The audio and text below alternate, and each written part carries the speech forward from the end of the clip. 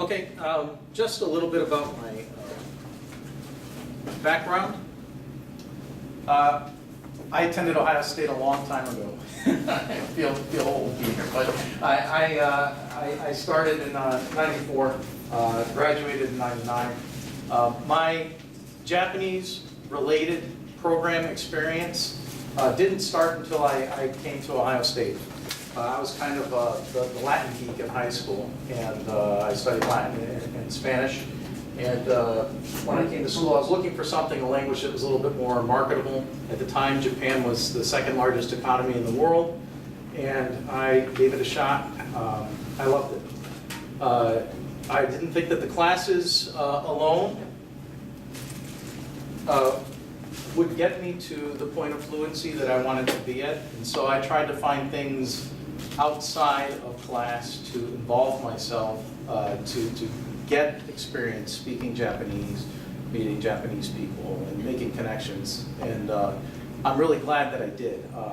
While I was doing that, I met one of my lifelong best friends who introduced me to, at that time it was called the ILLC, the International Living Learning Center. And what that was is a dorm for international students that also mingled in a few American students, so that you could have, if you were studying a language, you could have an experience in a living environment with others that spoke that language. And I made some terrific connections. Of course, after graduating, most of my friends went everywhere, because they were international. But it was very, very interesting. Met a lot of very interesting people, had a lot of cultural experiences doing that. It was very terrific. And I just a little bit, I'll get back to these other items, but that really introduced me and set off my career in Japanese, and I didn't realize it.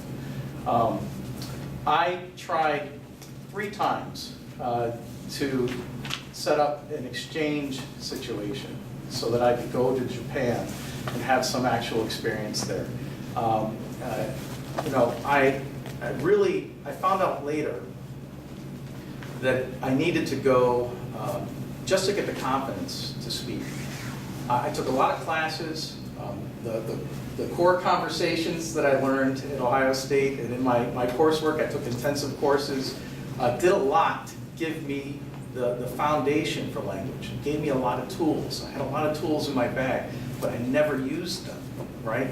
And when I talked to my friends, I mean, they were speaking a whole different level. They were not learning as polite business Japanese like I was learning in class. And so I remember when I met that friend the first time, she was like, hey, and I was just thinking, no, you're wrong. That's not right.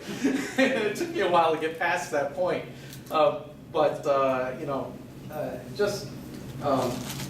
When my first attempt at an exchange situation was Kobe Shoin Daigaku, a girls' school in Kobe, had a language program. You went there to study Japanese in a class on their campus.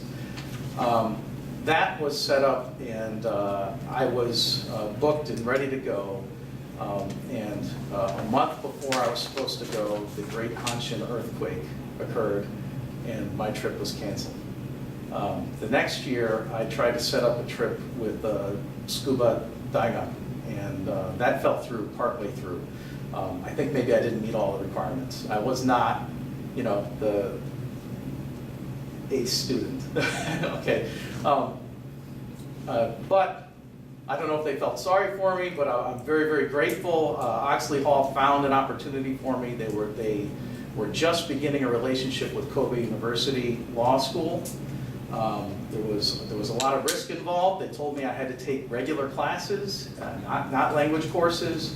My credits would count, so if I failed, I would lose my student loans. I didn't care. I went for it. I'm very glad that I did. One of the connections that I made on the ILLC, which incidentally, the right arrow gets you to the next. Yeah. Which way? I'll use this. It's fine. I'll scroll. Okay, there we go. That's fine. One of the connections that I made on ILC, incidentally, I did some searching last night. They have an IHLC now. It still exists. You can still have that experience that I talked about. One of my friends found out that I was going to Kobe University and offered to let me stay at her family's home for a month before I started school. And that was like a lifesaver. I mean, I was terrified that I would get there and be able to speak just kind of pidgin broken Japanese, not understand my classes, and totally bomb out and fail. Spending that month in her home while she was on summer break before she came back to Ohio State was really cool, except that she wouldn't speak English to me. but I had a great experience doing that, and it did help prepare me, and it did help me kind of flip the switch in my mind to realize that the words were there. I just had to grab for them. I just had to be in the context where I needed to create the sentences in order to survive. And I think that definitely going to Japan does that for you. Whoa, did that on its own. Oh, you got it. It's the magic clicker. Oh, well, there's going to be a lot of clicks. I'll click. Thank you. That's right, just do the right arrow there. The right arrow. Yep.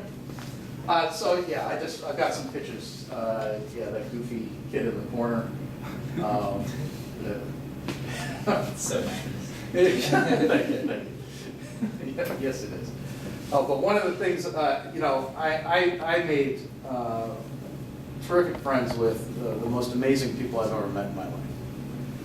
And that's really, it was her dad and their family. I found out when I was there that I was the 50th foreigner to stay in their home. I've never met anybody like that. And I don't know that if you go into the IHLC that you'll be able to have a similar experience, but it's one example of where the connections you make here can really affect the rest of your life, whether you realize it or not. So, you know, take everything seriously because it does matter, you know, and give it your all. When you make friends, make them for life. Yeah. Her mother, Okasan, was a teacher of what's called Labo. Labo is like a 4-H, where they teach little kids English through song and through stories and games. They still have it. You know, she employed me. I'm in the middle of these somewhere, and I did this stuff all the time with her. I would even when school was going on, I would tell her that, you know, hey, I'm hungry, you know, I miss food, you know, I'd like to come visit, and then I'd come in for the weekend, you know, with just my friend's parents, and I'd help the mom with her Labo classes, and you know, she'd cook for me and stuff, and it was fantastic. It really helped to establish that relationship and keep it going. It was very, very genuine. You know, they introduced me as their son everywhere. I don't know if they wanted me to marry one of their daughters, maybe, but I was never dating their daughters. We were friends. So another point of advice: please, you know, be willing to give back. And you know, I want to thank Ohio State for giving me the opportunity to speak, because I feel like this is an opportunity to give back. So, my friends. Both of them were attending school in Ohio while I was in Japan, in Kobe, and staying at their house. And so they were jealous. I called them and tell them, hey, I just saw Okasa, you know, she made takoyaki for me tonight. You know, they get all mad at me about it. So it was great. My friend's kids. So next is Kobe. Kobe University was tough, but it was not as intimidating as I thought it was going to be, right?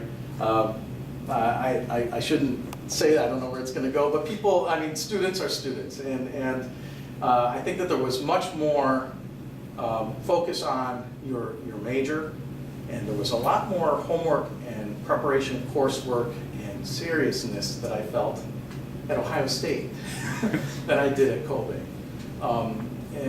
One thing I observed while being in Japan is that many of the Japanese will try very, very hard to get into a good named college. And Kobe is definitely a very good school over there. But they get into that school, they study anything, and then when they're out, the reputation of that school that they went to is what carries them into a company. And then they learn on the job, and they establish their careers by doing that. And so I'm one of the few people, Japanese or American, that I know that actually is using his studied major in his career. And so that's pretty terrific too, I think. A couple things I threw in here on the slide just to jog my memory. I lived in an international dorm in Japan as well. Was given the option. That was definitely the way to go there as well, as a way to meet and expand even more cultures in my experience and in my life, and create more connections. I had part-time jobs. When I was over there, if I had stuck my nose in the book, I could have lost myself in it. I had to attend Kobe University Law School. I took the easiest classes I could find. I was terrified of failing. I took more than enough classes that if I had a problem with one, I could drop one. And I had to do that, and I think I shocked them. Like, I might have been the first person to drop a class because he was not going to make it. And I think that they were just amazed that somebody would have the gall to do something like that. But it was the right thing to do, and I survived. I passed my other courses. The part-time jobs, I taught English for like 3 different groups. That's monetarily rewarding, and also you get an opportunity to meet a lot of people in different walks of life. I taught little kids all the way up through an 81-year-old dentist who wanted to sit and read the client with me and have me explain to him in Japanese what the situation was behind what he was reading in English. So, but all kinds of things. There's a lot of interest in English and in American culture. I also sold suits at the mall in Kobe, which is ridiculous, right? I wanted to get a job at a restaurant. I went in, applied for a job to serve at the Italian restaurant there. They told me, great, you're hired, come in the next day. I came in all, dressed up and ready to go. I had to stand in front of a group of like 200 people in an office and introduce myself and talk about myself. And then they said, okay, you're going to work in this department store and you're going to sell suits. What? So I guess they liked my suit. I only had one, but I still made a good experience out of it. I had a seminar class with a very famous professor over there, Yokibe Sensei, and he was a very interesting individual, and he challenged me, pushed me, and also supported me over there. So I made good on that. You can see I got my driver's license, had a little Genski. I mean, I did everything. I went skiing in Nagano twice. I went to Hawaii. I mean, it was a great